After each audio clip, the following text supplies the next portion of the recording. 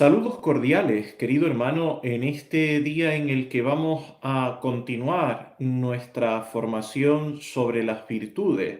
Hemos ido dando una serie de fundamentos para entender el proceso de formación que hemos iniciado, pero ya desde la vez pasada vamos entrando, como se dice, en materia, profundizando en esas mismas virtudes, comenzando por la virtud principal de la caridad. En esta ocasión vamos a tratar de la relación existente entre la caridad y el resto de las virtudes, entre la caridad y el conjunto total de todo el resto de virtudes. Para esto vamos a hacernos dos preguntas fundamentales. La primera es bien interesante. ¿Puede existir alguna virtud sin la caridad? En segundo lugar, nos preguntaremos si la caridad es forma del resto de las virtudes. Pues bien, vayamos por partes. Primera pregunta, ¿puede existir alguna virtud sin la caridad? Hay que tener en cuenta algo que con una velocidad atroz se nos va de la cabeza, y es que hay un fundamento para que se puedan considerar moralmente buenos los actos que hacemos.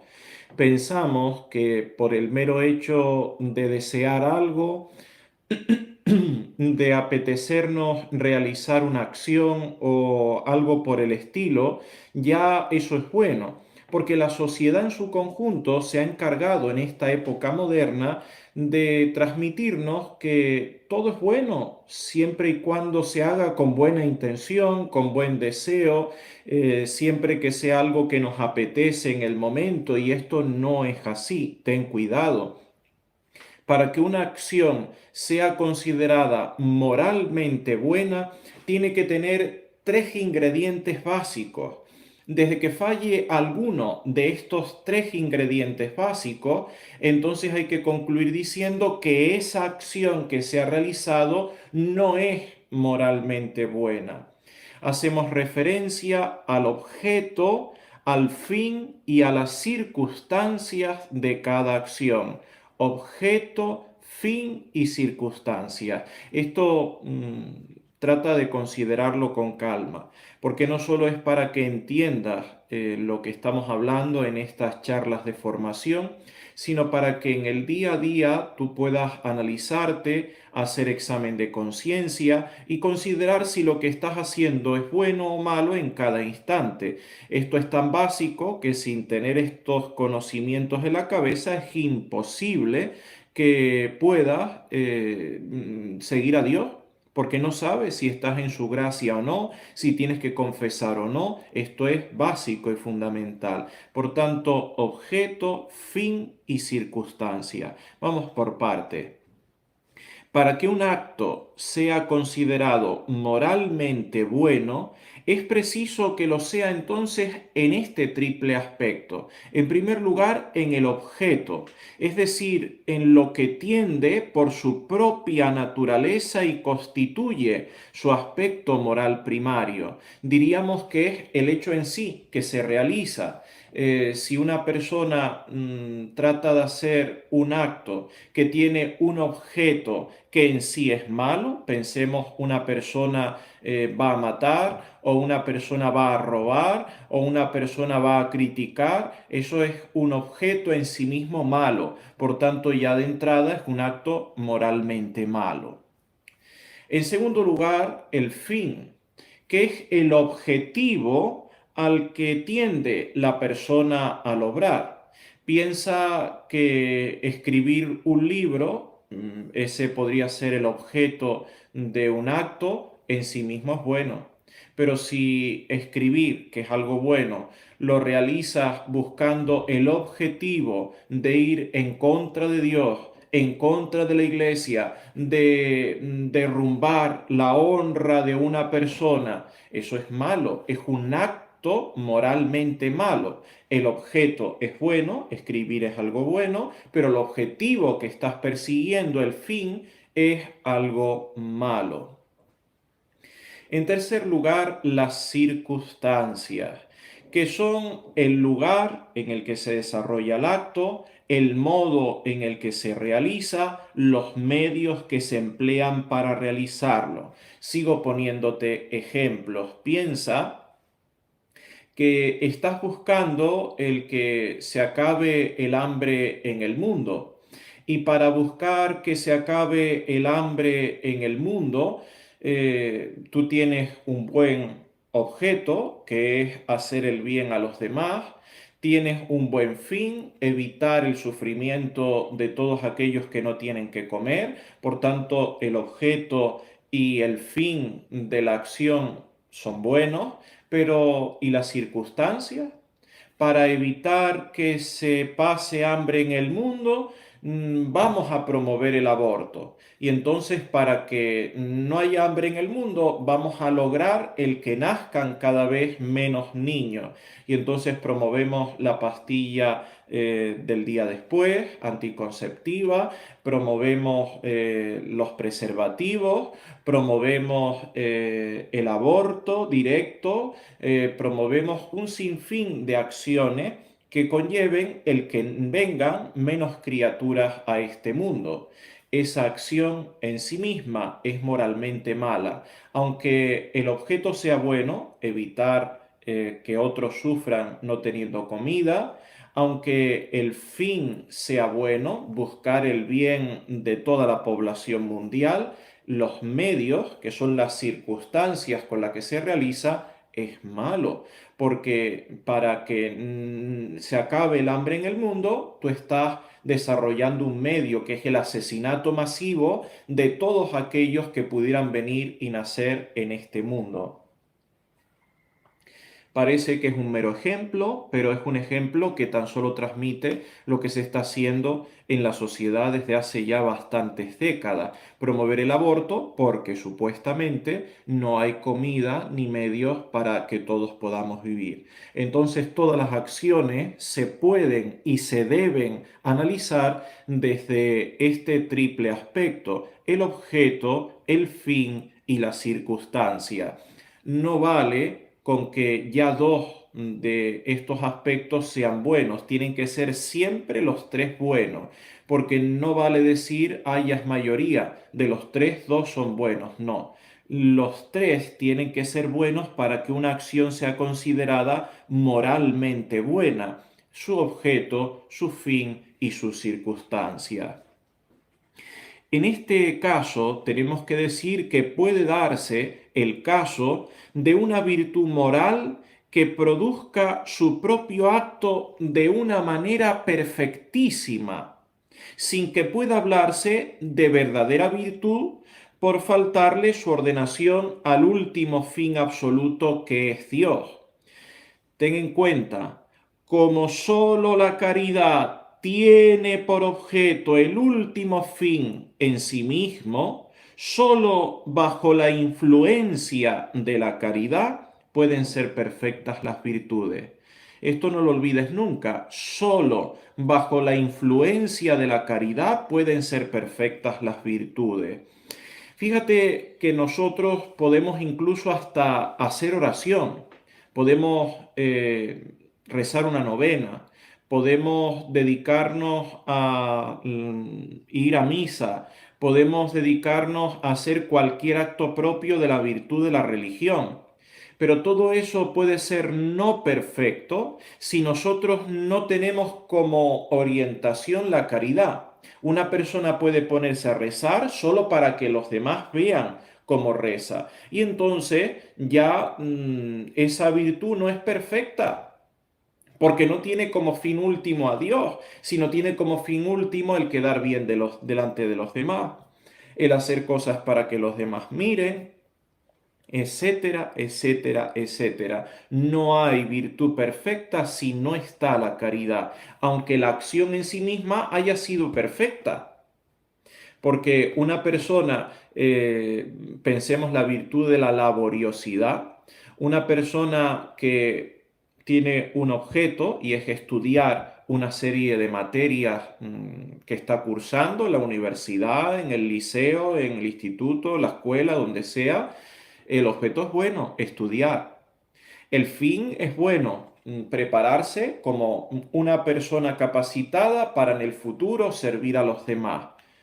El objeto y el fin son buenos, las circunstancias son buenas. Estudia en su casa o en una biblioteca, no está molestando a nadie, todo es bueno. Esto puede darse incluso. Es bueno el objeto, es bueno el fin, son buenas las circunstancias. La acción en sí misma es moralmente buena. Este es el primer paso que te transmito. Pero después de este primer paso viene un segundo. A las acciones que son moralmente buenas, pueden ser perfectas o no perfectas.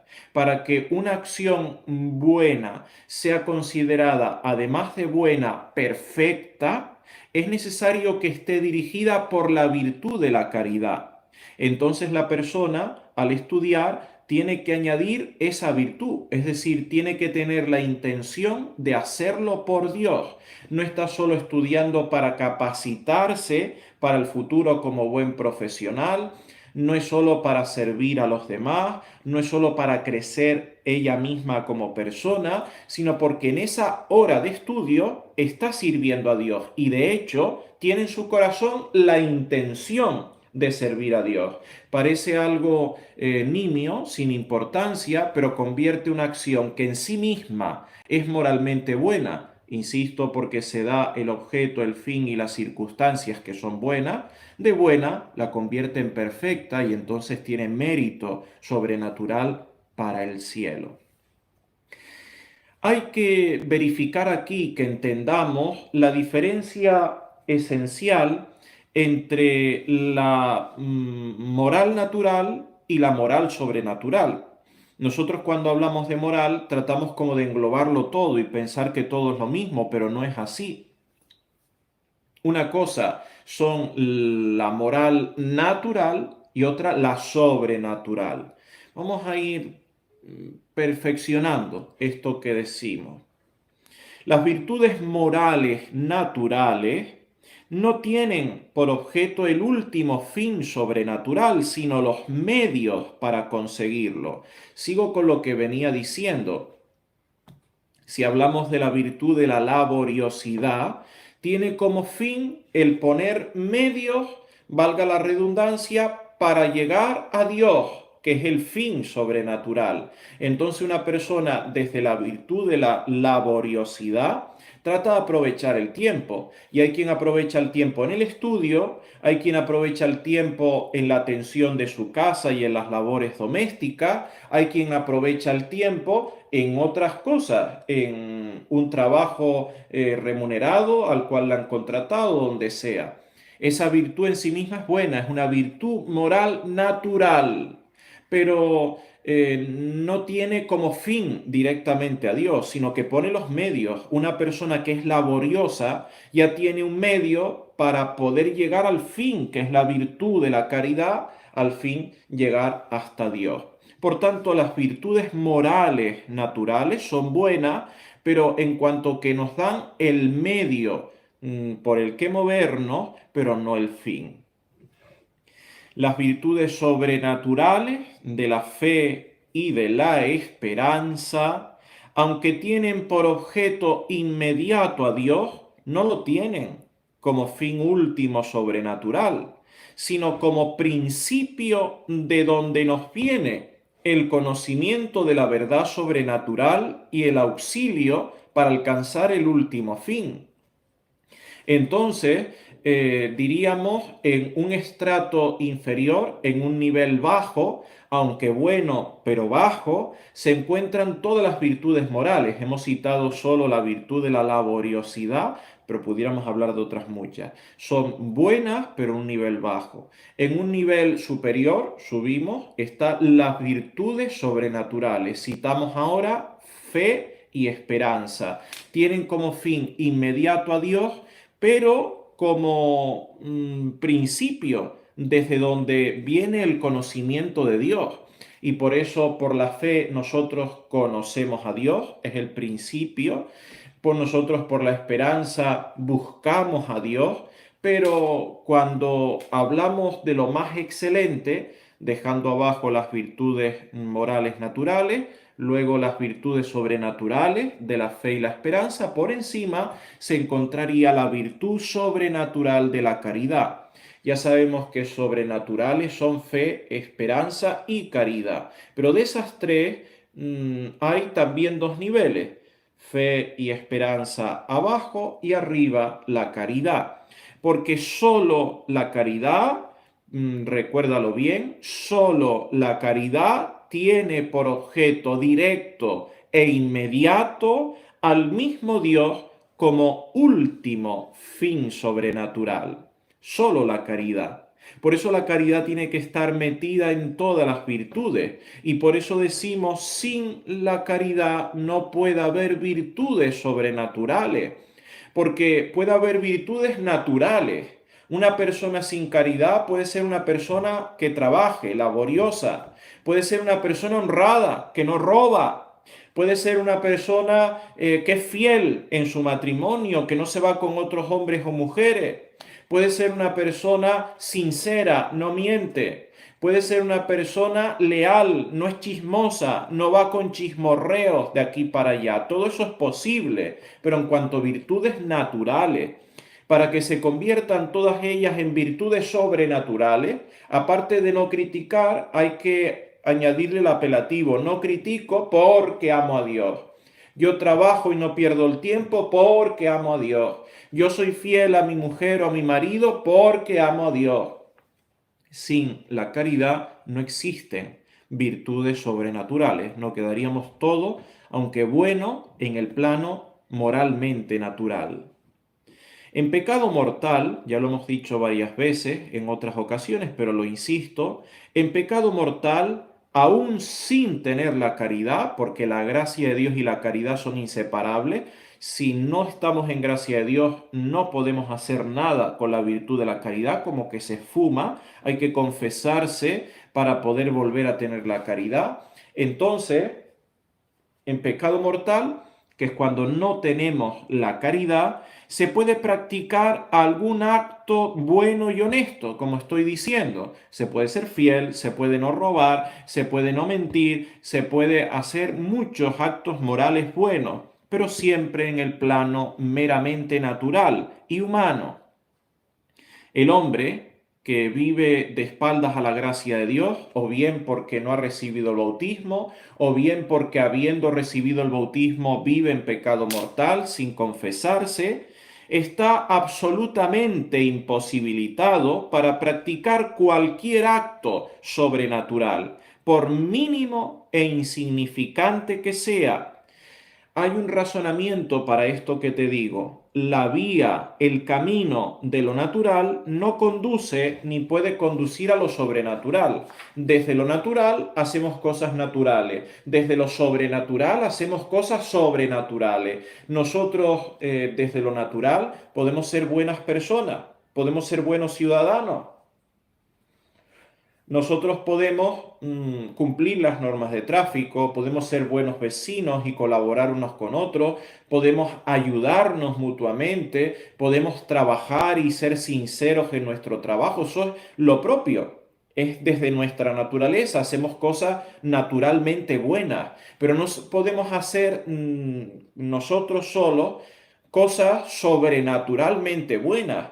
Si somos seres humanos naturales, no podemos hacer lo sobrenatural porque está por encima de nosotros. Para hacer lo que está por encima de nosotros necesitamos una ayuda que venga de allá arriba, de lo que está por encima de nosotros.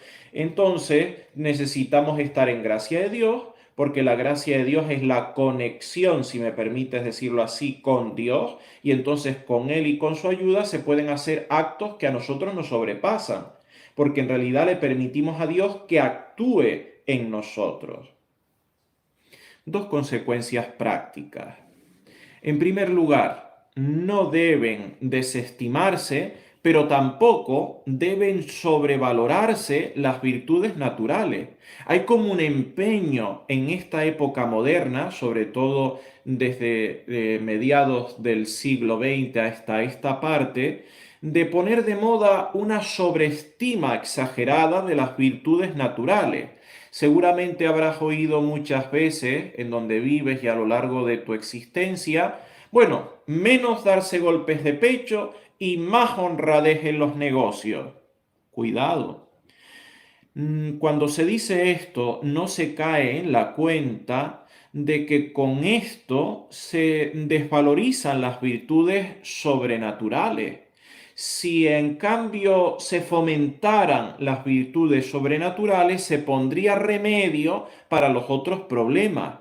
No es que haya que dejar de darse golpes de pecho porque primeramente en lo natural se está actuando mal, sino al revés. Cuando Dios actúa y se vive la caridad influye, porque tiene más fuerza lo sobrenatural que lo natural. La caridad influye sobre lo que naturalmente se está haciendo mal. Si una persona con sinceridad se da golpes de pecho en la iglesia, de verdad compungida y con contrición, sin hacer teatro, eso le llevará irremisiblemente a ser honrada esa persona en sus negocios, a ser fiel en su matrimonio, a no robar, a no criticar, a no permitir malos pensamientos.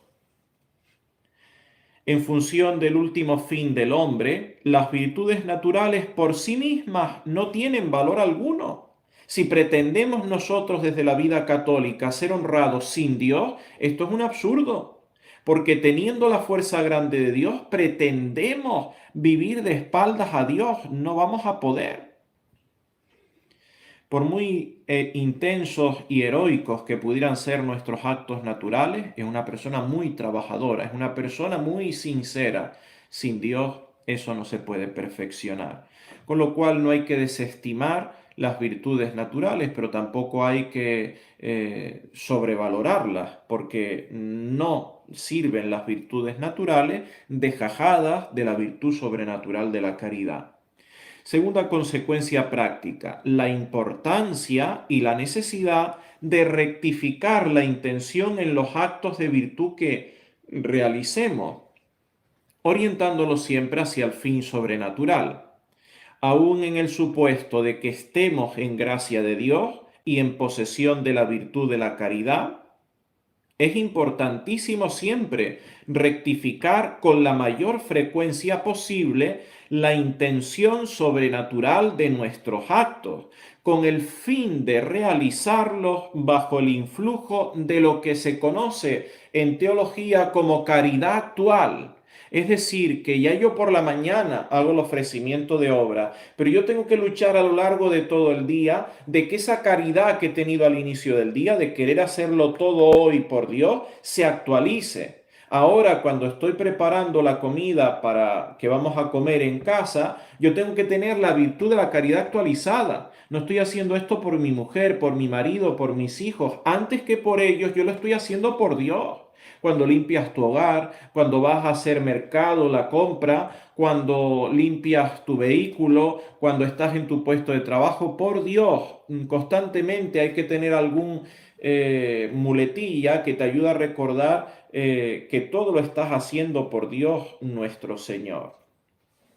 Pues bien, entonces entendamos, y este es el primer paso que hemos dado hoy, que no puede existir ninguna virtud verdadera o ninguna virtud sobrenatural sin la caridad.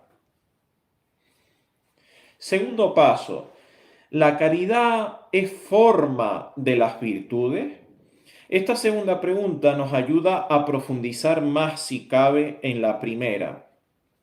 Cuando hablamos de forma, estamos tratando de entender lo que da a una materia su modo de ser determinado, identificándose con su esencia. Es decir, que para nosotros ver un objeto, señalarlo y decir eso es una silla, tiene que tener una forma determinada. Para nosotros ver una mesa y decir eso es una mesa, tenemos que ver una forma determinada. Una mesa puede ser redonda, puede ser cuadrada, puede ser rectangular, más alta, más baja, más torcida, más derecha, pero tiene una forma que a nosotros nos dice, eso es una mesa, eso es una silla, aquello es un cuadro. Pues bien, según esto, la caridad, esa virtud de la caridad, ordena los actos de todas las demás virtudes al fin último, dándoles esa forma. La razón es porque sólo la caridad tiene por objeto directo e inmediato a Dios como fin último sobrenatural. Es algo que insisto, porque quitando esto ya todo pierde su sentido. La forma que les da la caridad es algo accidental o sobreañadido. Es decir, que ser honrado es no robar en el trabajo. Y no es que la caridad al añadirse a la virtud de la honradez lo cambie. Porque ser honrado es no robar en el trabajo, no llevarte lo que no es tuyo. Eso es ser honrado. La virtud de la honradez es la que es. Pero cuando le añadimos la virtud de la caridad a la virtud de la honradez, no es que eso lo cambie, sino que le da una finalidad propia y específica. Yo sigo siendo honrado, eso no cambia, yo sigo sin robar en el trabajo, pero yo dejo de robar en el trabajo no tanto para quedar bien en el trabajo, para que me consideren, sino por amor a Dios nuestro Señor. La caridad entonces, y con esto ya voy terminando, al dar forma a cada virtud, transforma todo acto de amor dándole el verdadero valor delante de Dios. No pierdas esto de vista, dándole el verdadero valor delante de Dios. No es precisamente el valor humano de las acciones lo que atrae la atención divina, sino ante todo el amor que los anima y la misma intensidad del amor.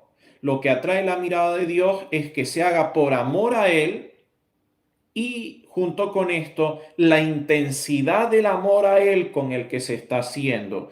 Y aquí es donde Dios va viendo el baremo del valor de las acciones. Si no se hace por amor a Él, no tiene valor. Y entre muchas acciones que se hacen por amor a Él, hay una especie de jerarquía. Hay muchas hechas por amor a Él, pero unas con una grandísima intensidad de amor y otras con un amor muy frío. Dios es el único que puede ver esto y Dios es el único que puede valorarlo y premiarlo. Nosotros rara vez sabemos distinguir si se hacen las cosas por Dios o por otras intenciones, y cuando se hacen las cosas por Dios, nosotros no somos quienes, no tenemos capacidad para decir si esa persona ha actuado con un amor ardentísimo hacia Dios o con un amor frío.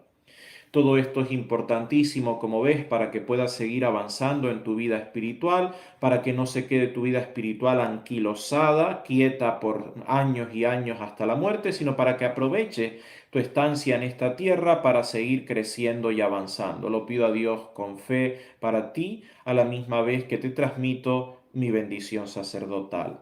Benedictio Dei omnipotenti, Patris et Filii et Spiritus Sancti, descendat super te et maneat semper. Amén.